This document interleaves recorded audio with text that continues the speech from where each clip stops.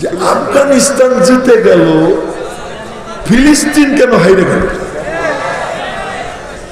জানেন আপনারা, আমি নিজে ফিলিস্তিনের জন্য কতবার যে কাঁদছি, আমি নিজে, আমার চোখ থেকে যে কত ফোঁটা পানি পড়ছে ক্যালকুলেটর দিয়ে হিসেব করতে হবে, আমি কাঁদছি।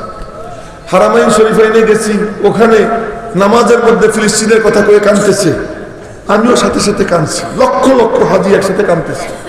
এত কান্না কবুল হয় না কেন?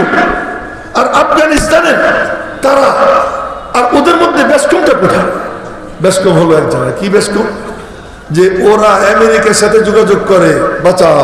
যারা তাদেরকে মারে তাদের কাছে ধর্ণা দেয়, যারা তাদেরকে কচু কাটা কাটে, ইসরায়েলকে সমস্ত অস্ত্র, সমস্ত নৈতিক লজিস্টিক সহযোগিতা সব দিচ্ছে আমেরিকা। এক আমেরিকা সমর্থন সরক আর কিচ্ছু করতে পারবে না।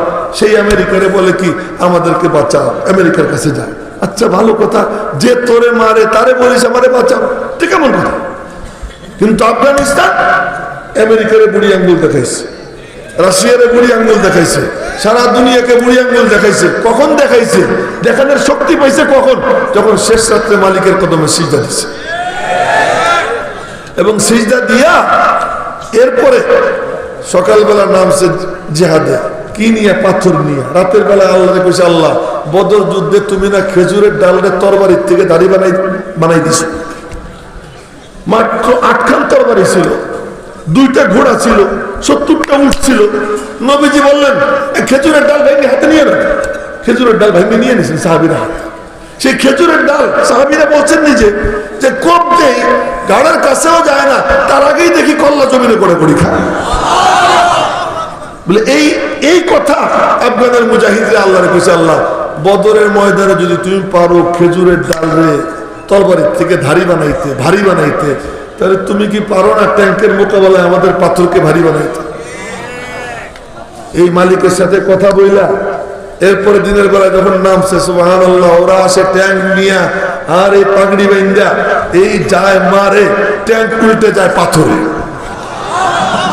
এই ট্যাঙ্ক পাথরে উল্টে না, আল্লাহ উল্টে দেয়। কে উল্টে দেয়? তো সে আল্লাহর সাথে সম্পর্ক না করে জন্য আল্লাহ পাক কি বলেন? ইয়া আইয়ুহাল্লাযীনা আমানু ইযা লাকীতুম ফিয়াতান ফাসবুতু ওয়াযকুরুল্লাহা কাসীরা লাআল্লাকুম তুফলিহুন। একটা হলো ময়দানে মজবুত হয়ে থাকা। শুধু মজবুত হয়ে থাকলে হবে না, কামিয়াবির জন্য, সালাহের জন্য, ফালাহের জন্য এবং বিজয়ের জন্য দরকার হলো কি? আল্লাহর কাছে সাথে যোগাযোগ রাখা, লিংক রাখা।